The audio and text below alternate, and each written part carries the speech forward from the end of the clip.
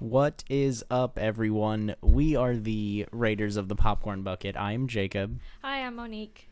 We're doing something a little bit different this week. This will be kind of our Halloween special slash older movie spotlight.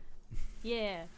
This year, 2019, current year, is the 40th anniversary of Alien, and we got to see it in theaters recently. I've seen it many times, but never gotten to see it in theaters, and it was pretty awesome. And you either hadn't seen it or had only seen parts of it. Yeah, it's a possibility. I feel like I have a complicated history with all of Alien and Predator and Alien versus Predator just because I was really young, I guess, whenever I saw quite a few of them because my dad, I don't know, I'd be like 2 years old and he'd plot me down and then put in one of the movies. So it's a good possibility that I've seen it and I just don't remember it. There are parts that I feel like I remembered and other parts that I thought, wow, if I had seen this, I probably would have remembered it. But, who knows? It feels like I saw it for the first time. Right, so it's fair to say this is your first true experience with the film. Yeah, pretty much. And it's neat, because it was in theaters too, which I never really thought I'd be able to have that experience. Yeah. We're not really going through the spoilers as we kind of do. And I don't know if we're going to rank this or not. This definitely gets my seal of approval. Alien is not only one of the greatest science fiction and horror movies, one of the greatest movies, period. Go watch it if you haven't. I mean, we can already just say it's been approved. I mean, yeah, for sure. So yeah, we're just gonna discuss a little bit about it, highlight some things we really liked, later go over a little bit of controversy within the Alien franchise. Let's start with you, Monique. What immediately jumped out to you about this movie, or what was one of your favorite moments? Probably the iconic it jumped out of the dude and just kind of like ran away as if it was on wheels. Little baby alien. Well, they had to do They had to do it somehow. I know somehow. But they couldn't shove a human inside that little thing. Well, I don't know how they did it. That's just kind of how it felt, and maybe. It was certainly attached to the table, I imagine. Yeah, it definitely. I don't actually know the specifics of that, but. I mean, like the rest of the movie, is pretty terrifying. I was scared. I was jumping. I might have screamed. Who knows? I always scream. You definitely screamed. But so it was the three of us, Jordan included, and I think you were on the far side of me, and there was a lady right next to me. I believe it was the scene where Dallas, the captain, goes into the vents, and yeah. there's a really good jump scare there. It's very effective, when the alien is suddenly right behind him. The lady next to me screamed so loud and jumped, and she scared me more than jump scare was, even though I knew it was coming, to be fair. But then I heard you screaming also from the other side of Jordan, although not as loud as her. No, I would hope not. I mean, I scream, but I feel like I try to keep them as quiet as possible when it happens. But I mean, with the whole movie being, pretty terrifying, they achieved the goal, I think. But that one part of the little baby alien just kind of rolling away, I think I actually laughed. It was really entertaining. It looks a lot better. I believe it's Alien Covenant. There's like a CGI tiny one, and it just doesn't look good. So this looks a lot better than that, for sure. I've got a whole theory on why CGI may or may not look good in certain things for another time. But I don't know. I really like the idea of it, the amount of emotions I had in it. Sure.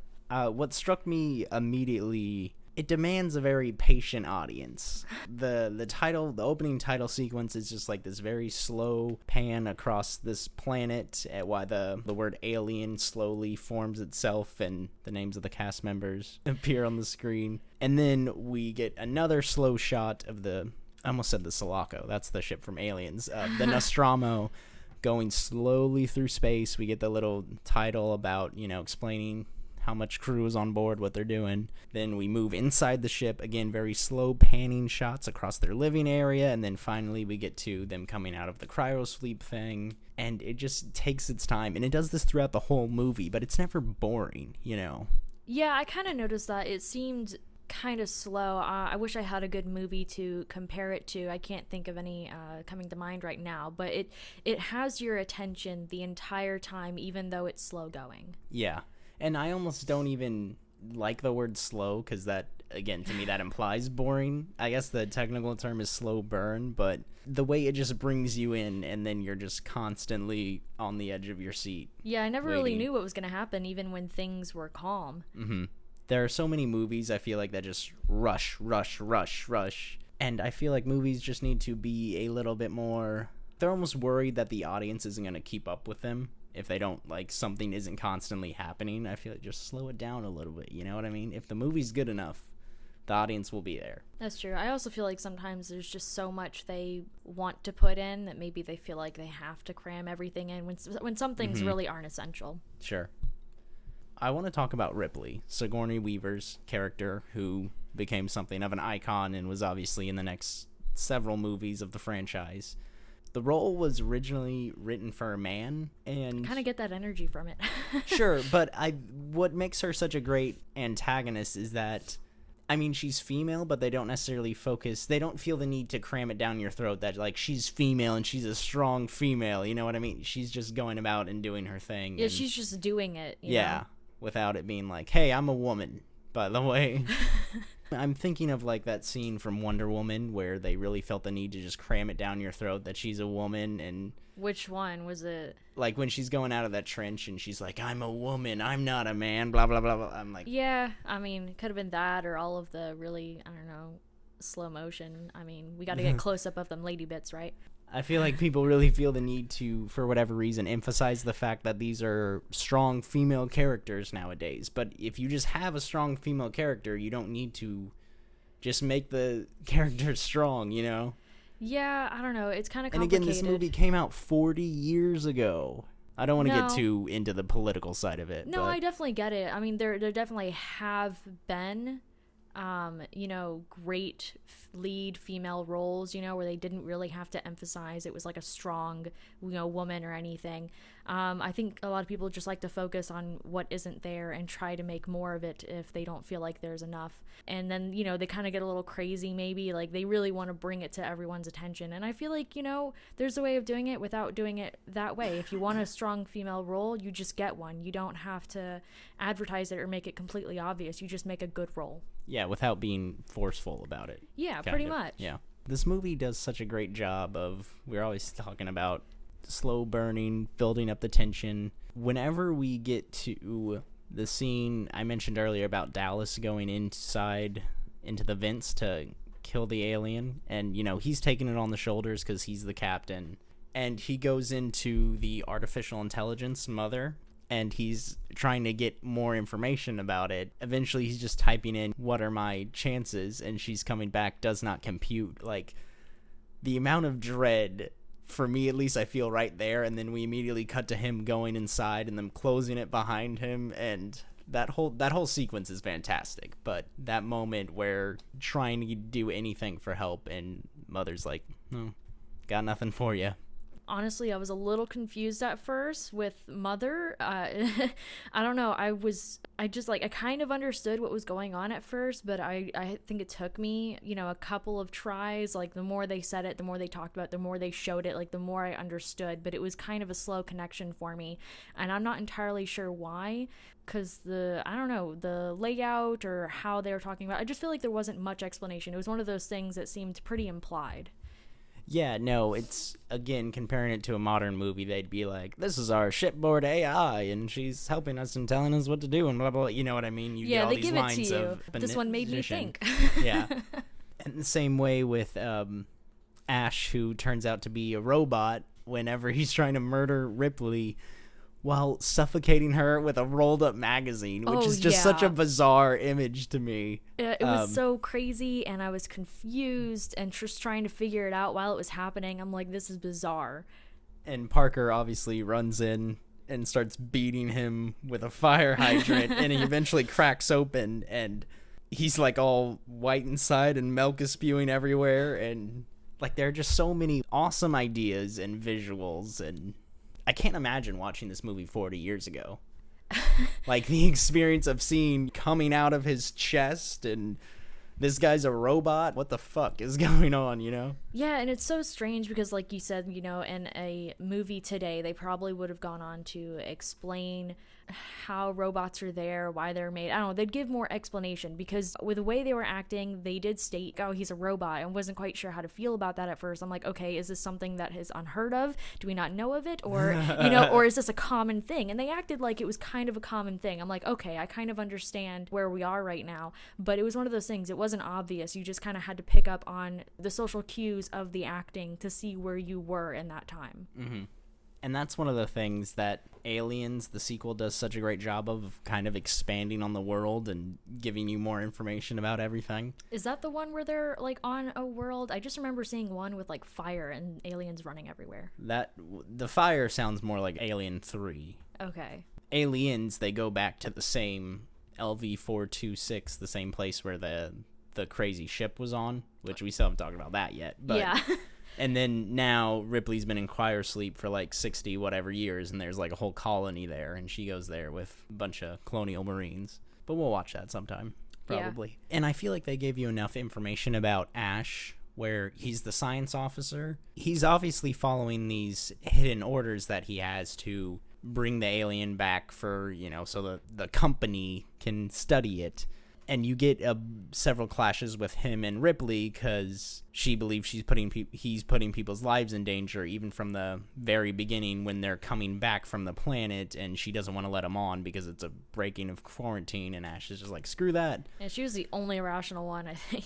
Parker was pretty rational, I think. Yeah, that's true, but she seemed, I don't know, really smart vocal. And rational. Yeah. And also in power. Like, hey, idiots, stop it. So yeah, they do set up that conflict with her and him, and then whenever he just straight up starts attacking her, then it gets to another level, and then he's a fucking robot. It's great. Speaking of Parker, there's that moment when it's just Parker and Lambert and Ripley, the only people left alive. At this point, they're just preparing to destroy the ship. Like, fuck it, we're gonna kill this alien thing. Lambert gets confronted by the aliens. Parker has the flamethrower, tells her to move. This scene bugs me so much because it's great. I understand it's great. But if I'm in that world, I feel like I might just do the flamethrower, Sorry, Lambert. This has to happen. He gave her ample opportunity to move. He really did. I mean, at some point, he could have just, ended it. I mean, I understand trying to save a life, but... But they both died anyways. That's true. She still didn't move after he got killed. I love Parker so much. Whenever alien comes out, he's immediately grabbing a fork. He's like, I'm gonna kill it. Ash is, of course, like, no, don't. So, you're a big cat person. Yeah. So how do you feel about Jonesy, the cat? Loved the little dick. I mean... Was he a dick? No, not really. He did get Brett killed. That did kind of happen. I don't know. I mean, of course it's not intentional. If you think... behavior-wise of how animals act, the cat knew something was wrong. The instinct was to hide, get away from anything. That's what cats do if there's a threat. I mean, if they feel like they can actually confront it, they'll fight. I'm sorry, I'm going on about cats, my bad. No, that's fine. But I mean, it was just also a little strange that everyone was working so hard to save the cat. I mean, I was very happy about that the kitty got to live. I was really sure we were gonna have some weird cat death scene, because I feel like it's a common thing now. They get the nice lovable animal and they just rip your hearts out by killing it, sometimes seen or other times implied. This is a much older movie, but it was refreshing to watch it now.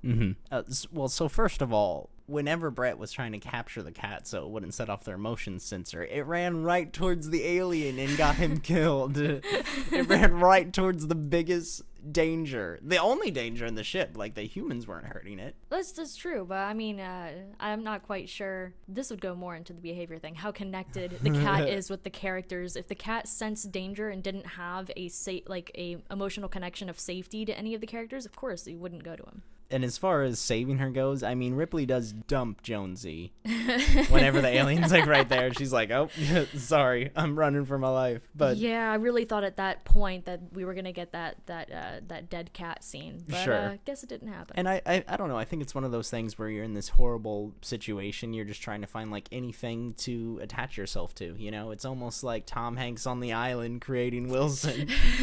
I think we were kind of talking about after the movie that you guys were kind of saying like this didn't really present a vision of the future that turned out to exist. And that's definitely true, but I love the analog style of the future of this movie, where you're constantly, like, you're moving things in and out of electrical boxes, like to open Mother. Whenever she's trying to destroy the ship, these large steel cylinders come out and she has to, like, unscrew them and do all these things. I don't know, something about that is so fascinating to me. Yeah, neat idea that they think the future should involve more work to get what you need. And it goes along with the incredible set design of the ship, the Nostromo, and then what we haven't even talked about yet, the alien ship on LV-426. There's a whole fucking sequence of them arriving on the planet Moon. I don't know if it's a planet or a moon. I can't quite remember. But they get there, and then they have this whole, the Captain Lambert and Kane have this whole arduous journey just to get to the ship. The way everything's handled, you know, knowing there's no special effects, knowing that they have to work with models and matte paintings and all these things to make it look convincing, it's really so impressive. No, I definitely agree. And then we get into the ship and have those awesome H.R. Geiger designs. I will say, though, as far as Kane, he's very curious, and, like, I get it. I'd want to be curious, too. But when I see some alien thing fucking opening up, I'm not going to lean in and be like, oh, what's this? What's going on here? I'm going to back up and, like, videotape that shit from, like, 10 feet away. Yeah, I guess there's just some things that never change. There's always that one person that does that one stupid action that you would think, why would you do that? You know, of course I would do the opposite of that. I don't even know why he got near them. He should have just looked at and be like, guys, there's some weird shit down here. I'm going to come back up. I mean, yeah, I understand it needs to happen because the movie wouldn't happen, and I'm not saying, like, well, this is a giant plot hole, but it's you just don't think like, it'd be a come good on, movie if the guy if just, there's like, no went back? alien, they just make it back to Earth. It's the first Roll episode. Credits. Fun fact for you: the guy who plays Brett, who gets killed underneath the cooling room, he's the first person to die to the alien besides John Hurt. I don't know if he really counts or not, because the alien has to kill him no matter what. He is a character actor. He's been in a ton of things. He was actually in the Avengers. He's the guy, the first Avengers movie, whenever Hulk's out on the helicarrier and then he ends up falling to the ground and hits the building. There's that older gentleman there who's, like, looking at him and he's like, well, son, you've got a condition. That's Harry Dean Stanton. Wow, I don't remember that, but I feel like that's kind of a small thing for me to remember. Yeah. Just a little fun fact that I like knowing. Also, the director of Avengers, Joss Whedon, wrote the script for Alien Resurrection, the fourth film in the Alien franchise, so... Oh, that's nice to know. There you go. We haven't even talked about the design of the alien. I was actually just thinking about that. How cool would it be to have, like, an inner jaw with your tongue? Imagine, like, biting into an orange and you just shoot your tongue out. You know, like... Has the design of the alien changed over the years? Oh, yeah, definitely. Okay, because, I mean, what I saw, I wasn't quite expecting. I was definitely thinking more of that, you know, on all four legs type of deal for some reason. Oh, okay. Yeah, that's definitely Alien 3. Okay. Because, so in Alien 3, in the theatrical release, the alien comes out of a dog. And so the idea is the alien kind of adapts itself to whatever its host is. Yeah. So it being human in this movie, it's kind of more on its 2 feet more often. And then in a dog in Alien 3, or I think it was like cattle in the director's cut. I don't. But it's more on all fours running around more often. Okay, I see. I see now. With Aliens especially, James Cameron, I think, just wanted to introduce, first of all, do something new and also introduce different types of aliens. So they have different designs as well. But really, yeah, anyone who makes a movie in the Alien franchise changes their design to their liking, you know what I mean? Whether or not it goes in with the canon. Is it more of a group effort in designing the alien, or was it, I guess, the first guy who designed it, like, was it just one person, or? I mean, there's this painting Geiger did that the design was pretty much taken from. I mean, I'm not going to say it's exactly accurate. The head is kind of more exaggerated and whatnot, but it pretty well went off that. And then, you know, from there, the studio gets it in its hands, and, like, he consulted on a few of the other sequels, but I think most of his stuff was rejected at that point, and they just went other ways with it. Yeah, I still like that they definitely still had good designers, though, at least, character designers or something, to come up with the overall design of the alien. Because, I mean, something I learned about recently is that if you want a character to stand out, you need to do, you can do a silhouette effect and see how it differs from other characters, see if it's something that will stand out. Someone will know what it is based on just its silhouette design. And I feel like that's something that can obviously be done with Alien. To me, the monster is symbolic of this kind of like dark part of our mind, in our subconscious, some Freudian stuff that we're not even aware of, like these spheres, nightmares formed into a close approximation of what like a living creature would be. It's endlessly fascinating to me, and especially the way it blends into the ship. The scene towards the end where Ripley's on the escape ship, the shuttle, she's like, sweet, I killed it, the Nostromo is blown up, and the alien is just chilling there, like its head looks like one of the tubes inside the wall. That also made me laugh a little, that it just kind of looked like just someone taking a nap. Dude, it was tired, alright? It had just killed like 5 people. Oh yeah, I mean, when you're that energetic, you have to crash at some point. I just thought it was great. Look at it and I'm like, what the hell? Sure. Got this little kid taking a nap. So there is something I wanted to talk to you, kind of a controversy within the Alien fan base. Ash talks about how this is like the perfect organism, and there's a deleted scene in the director's cut of the original Alien where Ripley's running around the ship towards the end of the movie, and she encounters Dallas, who is like in this cocoon webbing thing. And I believe one of the other characters is there too. I haven't seen the director's cut in quite a while, but the idea that Scott was going with was that the alien was going to morph the human into another egg, and therefore it could make another alien. Now, when Aliens came out, what James Cameron came up with was that there was a queen alien. I don't know if you remember this or not. I do remember that, because that was what I first thought. You started talking about this whole web thing, and I'm like, wait a minute, I thought there was a different mother as well. Yeah.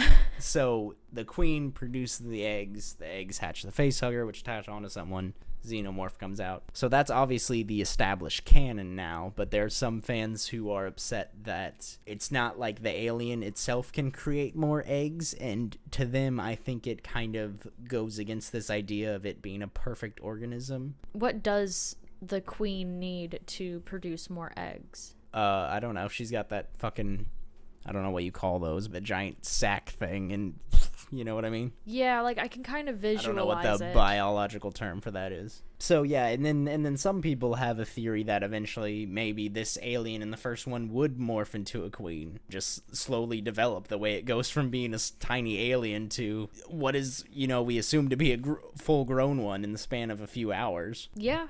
Because even they aren't expecting it to be very big when they first go after it before it kills Brett. Yeah, because, I mean, they just kind of saw this little tiny baby rolling away, so... Yeah. I know, I think that's kind of an interesting theory, that it could still grow afterwards and turn into something else that could then produce eggs. Because, I mean, that's just kind of how growing works. Mm-hmm. I don't know, I feel like there's just different ideas now, and maybe this is just me because this is what I'm most familiar with. I really like the idea of, like, the one queen, because then that just kind of feels like it fits in with a little bit of nature. Because, I mean, like, it's supposed to be the perfect organism, surely, but there is something really alien about it. But I feel like they kind of bring it back to nature. I don't know, like ant colonies or something. Like, they have the queen. Yeah, it's definitely an insectoid vibe in that remark. And to me, watching the movie again especially, Ash keeps bringing up that it's perfect, but he's also talking about how it can survive in these harsh environments. The facehugger stayed in the egg for so long until someone came by, just like out there in space. They obviously had a hell of a hard time killing the full-grown xenomorph, too. I think that's kind of what he goes into about the reason it being so perfect. Yeah, even as an egg, it's able to adapt and just kind of like lay dormant until maybe it has like a heat sensor. Like, oh man, there's something coming, and then it just come out. I love that line right before they finally shut Ash off for good, where he's like, I can't lie to you about your chances, but you have my sympathies. So good. See, I also knew how the movie was going to end. Like straight from the beginning, and I don't know if it's because I saw it or if someone told me, or once again maybe I saw clips online or something. So like, even though he was saying that, like, I did get that like feeling of dread. I'm like, oh, man, their chances are rough, but I know Sigourney Weaver's going to make it through. Well, sure, yeah. If you know she's in the sequels, it's a good bet that she survives this one, at least her. And Jonesy survived too. Yes. Can't forget about Jonesy. For, however long. How the heck did the cat survive on the way there? I think I was really surprised when I first saw the cat, and I just think I was a little confused. Yeah, it's another thing where it's just like, the cat's just there. There. I would have to assume that it was in the pod with someone, because they're going to sleep and they're traveling, so long. I can't imagine it's just chilling out by itself. Jonesy's litter box would be filled. Just all over the ship. They'd wake up with that fucking annoying pneumonia urine smell everywhere. Like, refreshing. No. Oh, just when God. you need when you wake up. The best part of waking up, what someone say. So yeah, do you have anything else you want to say about Alien? I enjoyed it in multiple ways, because sometimes you just have a scary movie and sometimes you have just a comedy. I feel like I got a little bit of both out of this and was a little horrified. And really, the movie doesn't feel like it was comedy? Just a couple of parts where I laughed a little. It also didn't feel like it was made when it was. I felt like it was just advanced by years. Watching it, I was like, wow, it was really made that long ago. I don't know. They really knew what they were doing whenever they made this. All right. Well, thank you for listening, everyone. Happy Halloween. Stay safe, whatnot. Avoid the candy bars with razors and stuff. So. Yeah, absolutely. And with tanks in them and machine guns and everything else. Oh, yeah, the horrors. You could find a face hugger in your box of Skittles. Gosh, what's going to happen? Terrifying. Yeah. Your box of Skittles cool is just going to open up by time. itself. Oh, God. That's when you know when to run. All right. We've been Raiders of the Popcorn Bucket, and we're out. Out.